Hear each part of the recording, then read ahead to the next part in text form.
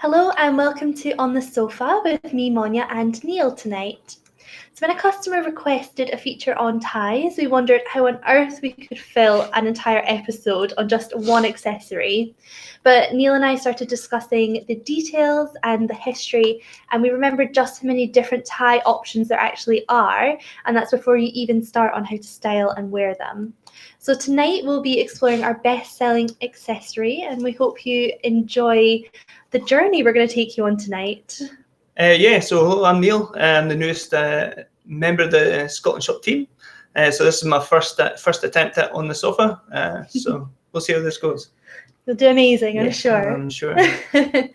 So hello to Thelma and Roger in Germany joining us tonight. Thank you for supporting us again. So to start off with, we should discuss the different types of necktie that there are. So you've got skinny, standard, wide, short and long. And you can have your tartan tie made however you wish, but where did they come from? How did the styles originate, and which one is best for your occasion? Because I think I would be overwhelmed as a man choosing a tie. So there's no item of clothing as transformative as a tie. A tie has the power to instantly elevate a suit to I mean business status. It's the difference between a casual and sophisticated attitude, lending an outfit a certain gravitas that conveys tradition, respect, or even a tie-sized window into your personality. So if your work environment is on the traditional side and you wear a suit to work, aim for a minimum of a couple of neutrals, think sort of grey, navy and blue, and a couple of fun options. So the latter category is where you can go wild a wee bit, trying out different colours and patterns, sort of bold solids to classic stripes and polka dots, to flora and fauna inspired styles. So the tie is where you get to inject your dose of personality and sort of taste into a tie, and offering a hint of sophistication or even your sense of humour if you have one. Currently, lots of us are obviously working from home, so tie is less important than it was, although often it can be an item to grab before we have to jump on a Zoom call. The current style of tie shies away from any extremes, so nothing too wide or too skinny, and it lands somewhere around the tried and true 3-inch mark. So generally try and aim for sort of 2.5 to 3.5 inches in width, with the rule of thumb being that a larger guy will look more proportional in a larger width and vice versa. So with over 500 tartans to choose from at ScotlandShop, if you don't have a family or a clan tartan, we do suggest just going with your gut to find your favourite and pick out the colours and patterns that you gravitate towards without taking it too seriously. And like Neil said, that you can embrace your personality. So if you want a wacky tartan, then by all means go for it. It can jazz up your work suit. A tie, after all, has the potential to blend seamlessly with an outfit in a complementary colour, or it can be a point of interest in a contrasting shade or pattern. So choose according to your style preferences. But what's more important than the latest tie trend is the quality, of course. Your tie will be easier to tie and the knot will tie better if you choose a good quality fabric and lining. All of our ties are made in 100% wool, woven in Scotland, of course, so you are guaranteed the very best quality with our ties. Yeah, so a wee bit of sort of history in a necktie. So there's obviously different opinions with everything, but regarding the origin of the necktie, so one of the earliest predecessors is the Roman necktie, so it's roughly from about 200 AD. So it depicts a Roman legionnaire bearing a cloth around his neck, but it was probably used as both protection against the cold and as a handkerchief, most likely. So the modern necktie has its origin in France, but it's not a French invention, but something that the Croatian soldiers used during the 30-year war. So you can see in the picture, very red, very flamboyant. But the word cravat, the neckties precursor, originates from the French, which means la croate. Funnily enough, that means croat. So it refers to the decorative cloths that Croatian valorists had tied around their necks during the 30-year war, which made them easy to identify. So silk neckties were strictly reserved for officers, whereas sort of your normal soldiers just had to make do with sort of neckties made of simpler materials. Which is, not sure if that's fair or not, but That's makes the ladder sense, we live I on. guess. So the cravat dynasty was spread in the 1600s by France to the rest of Europe, where the established nobles and wealthy boors wore it. The Croatian equestrian scarf was highest fashion in the French Baroque. It was a long white cloth which was made out of fine cotton or linen and in intricate ways was tied around the neck. Sometimes it was decorated with lace, and if you were a wee bit lazy, you could actually buy them pre-tied, which I think if I was a French nobleman, that's probably the way I would go with it. So the most affluent people during this time wore a lace frill as a sign of enormous wealth and status. For example, a costly lace frill worn by the English King Charles II in the year 1660 was actually corresponding to about a 10-year salary at the time, which is a bit insane to spend on a frill neck piece, I would say. Yeah. Oh, hello to Tara joining us tonight. Thank you for coming to learn about neckties and bow ties with us. So now during the 1700s, a rectangular scarf in both black and white took over the necktie. And in the 1800s, all possible neck swaths in all sorts of different colours were also starting to show. During the century of the time, the scarf was narrowed down while its ends were extended. And the scarf sort of then became a tie. After the revolution in the 1800s, a more discreet and equitable fashion applied. So you can see in the photo Emily's got there how it's starting to turn into more of a tie rather than a scarf shape. Yeah.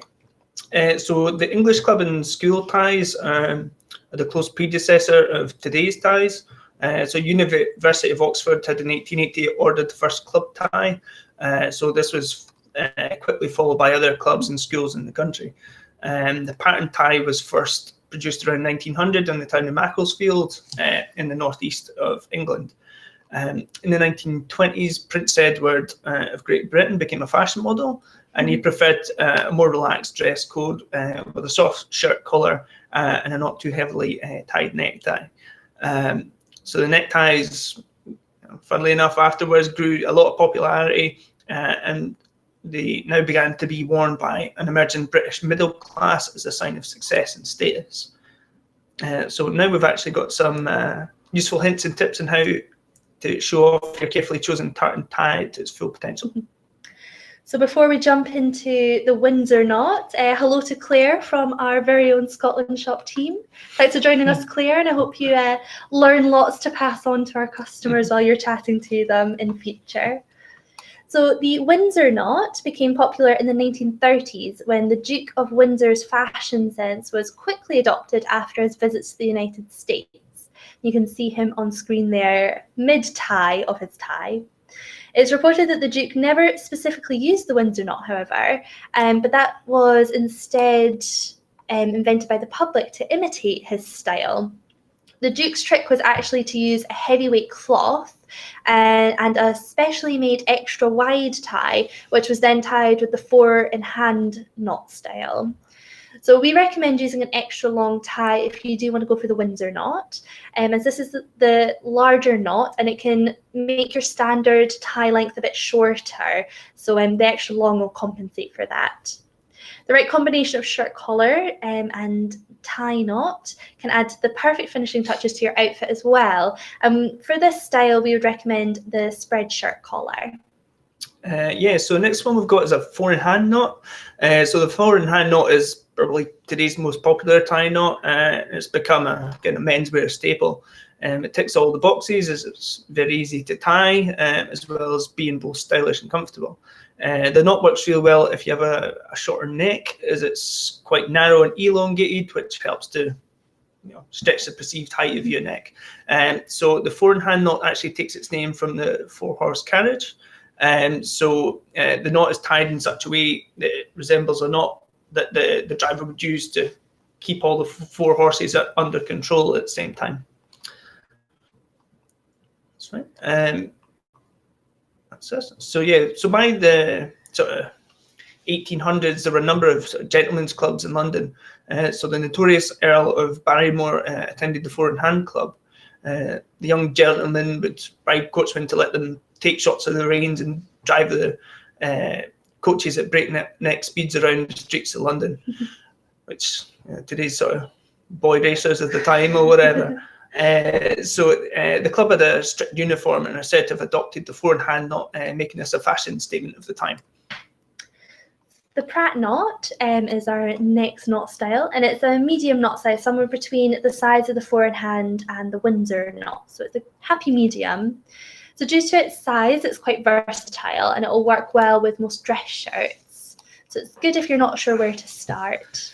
The Pratt Knot is great knot for perfecting the tie dimple as well, which is a statement style, and the finishing detail to top off any outfit is really great if you really care about the details and you want to make that come across in your suit or your tie outfit. The Pratt Knot was originally invented by Jerry Pratt, a former employee of the US Commerce Department. So Mr. Pratt wore his knot for over 30 years before visiting Don Shelby, who's a news anchor from Minneapolis, in 1986. And after filming the news article, Mr. Pratt insisted on retying Shelby's tie. So in a later interview with Mr. Magazine, Shelby actually recalled, "He attacked me and attacked my tie. He untied my tie when I'm standing there, and then he retied it and said, now doesn't that look better?" Shelby then began to wear this knot, and articles were written referring to the Shelby knot, so it actually became known as the Shelby knot for a lot of people. The knot's popularity rose dramatically at this time and became quite a bit of a fashion statement as well. So if you're interested in learning how to tie the Pratt knot, do have a wee look on our blog, and we've got a guide on how to do that. Yeah, so the next one we've got is the Oriental Knot. Funnily enough, it's extremely popular in China, and the knot is one of the easiest to learn to tie. It has less tips to learn than many other popular tie knots, and it's perfect if you're just starting to explore the world of tying, or you're not very sure of how to actually tie a tie. It's a good way to start. So yeah, very popular across Asia, but is relatively known in the West. So this is your chance to set a new trend. That's something that you want to do.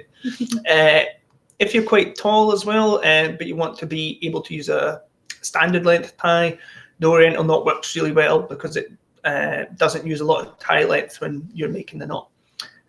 So because of that, it's a rather small and narrow knot, so works really well with a classic shirt collar and ties made from a slightly thicker fabric that would create too much bulk when you're using any alternative knots. So if you want to add a little bit of extra style to your outfit, you could opt for a collar pin or a collar bar. So these are fit really well under the Oriental knot due to its small size.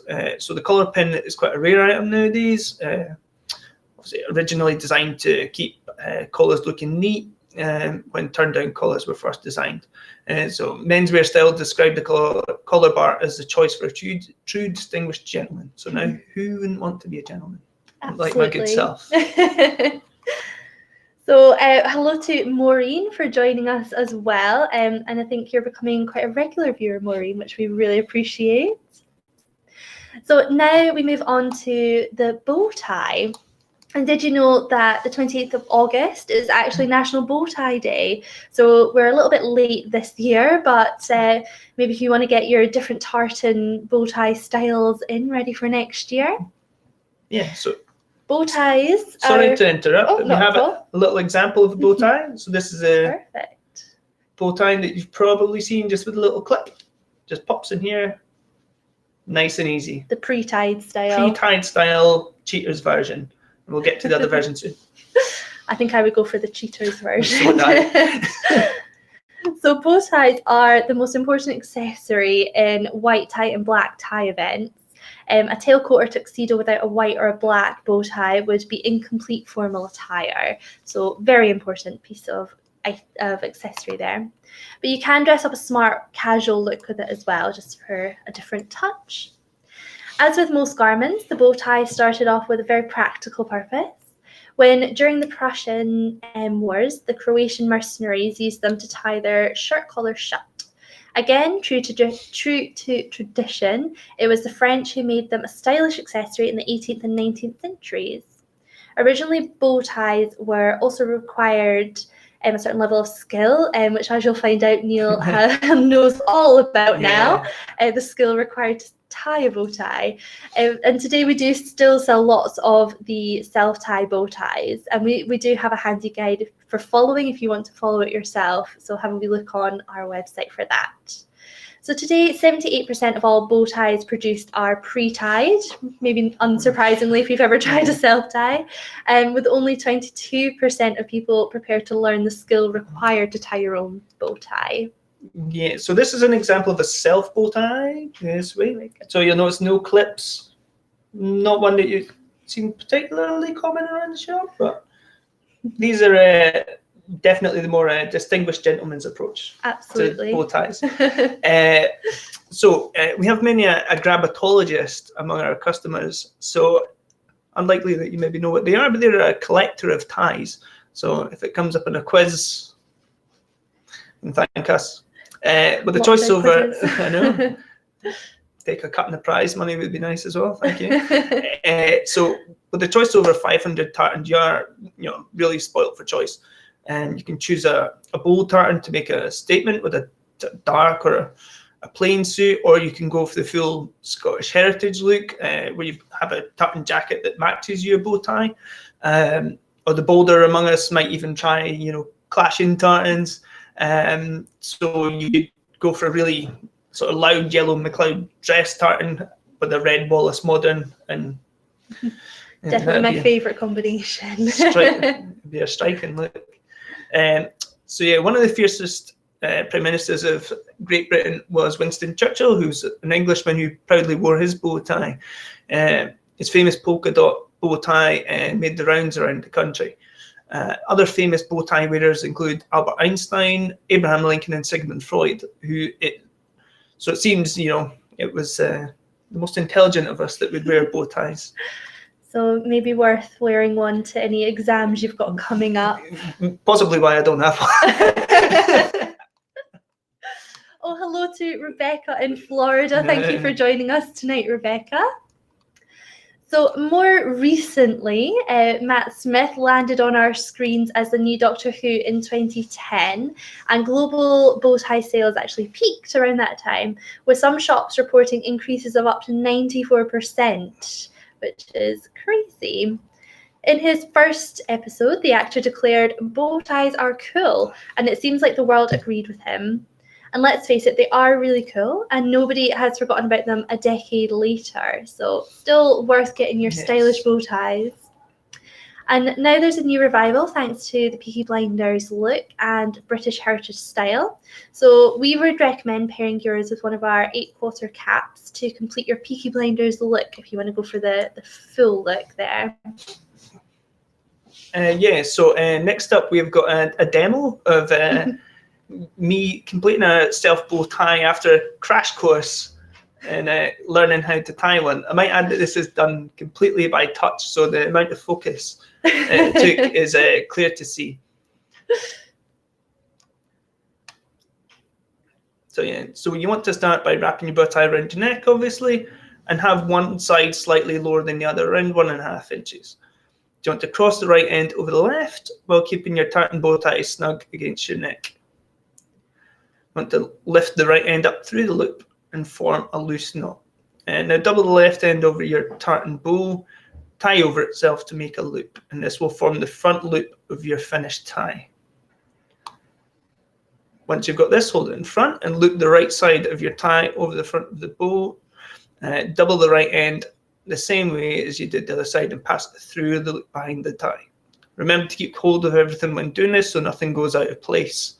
And once that's all done, you can straighten your bow tie to the center, adjusting anything if needed by pulling at the end, and any sort of last minute tinkering that you feel that you need to do. So, hi to Tina, who's also joined us. And if anyone is loving Neil's style there, it's actually the Scotland Forever tartan that you've... and matching cufflinks. And matching cufflinks. See how well that gets picked up on the camera. So you're just adjusting it there, because I imagine that took quite a few attempts. That was one of many, many, many attempts, and eventually a half credible effort was achieved. Yeah, it looks I'm very pleased good with my efforts. Your concentration ended there. You're quite happy. Glad it was over. So now we've got a few fun tie facts. So the first up, we've got Zach Barnhorst of the ZB Savoy Bow Tie Company, who used 250 yards of black and white polka dot fabric to create the world's largest bow tie, and he actually set the Guinness World Record with his bow tie standing 7 feet tall and 15 feet wide. So it was as big as a great white shark, which is a bit crazy. Yeah. And since Anna learned that fact, she's set me the challenge of beating it and getting us the Guinness World Record for a giant bow tie in tartan. So watch this space and we'll see what we can produce. You need to use your skills for tying it, I'm sure. Yeah, a giant art attack. Yeah, well, you might not know what that is, but... So the most people tying bow ties simultaneously is 823, another world record, and that was achieved by the University of South Carolina Dance Marathon in Columbia, South Carolina, and that was completed on the 9th of February 2014. I think it's quite impressive that they found 823 people who knew how to tie bow ties. And lastly, we've got the most expensive bow tie in the world, and it actually cost $30,000, and it was studded with diamonds. I think I would be a bit scared of dropping any diamonds if I was to wear that. But don't worry, if you did want to get your dad one for Christmas, it only set you back £31, which is an absolute bargain compared to the $30,000, I would say. So yeah, we've got a question from Tina, who's asking if it was a Buchanan self-tie bow tie that you held up earlier, Neil. So we can hold that up again for you, Tina. There we go. And that's the Buchanan modern tartan that we've got there. It's a beautiful colour. So we've got a few questions tonight. So the first up, we've got somebody asking what tartan you are actually wearing just now, Neil. Yeah, so see how well we can see? So this is actually Anderson Modern. So decided to wear this because Anderson is our tartan of the month. So hello to any Andersons watching. So it's a very nice one to go, very jazzy, nice and colourful, good one to choose. Yeah, it's a good choice. And we'll be doing an Anderson special on the sofa in a few weeks' time. So if you've got any Anderson questions or know any Andersons, then let them know. Yeah, so we've got another one here. So what's the size difference between a standard tie and the extra long tie?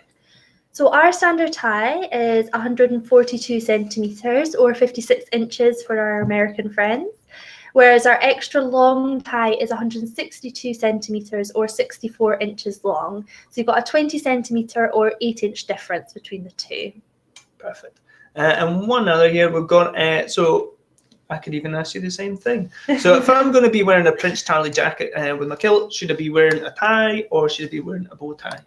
We've actually got a nice kilt gentleman here. I'm not sure if you can see his kilt very well.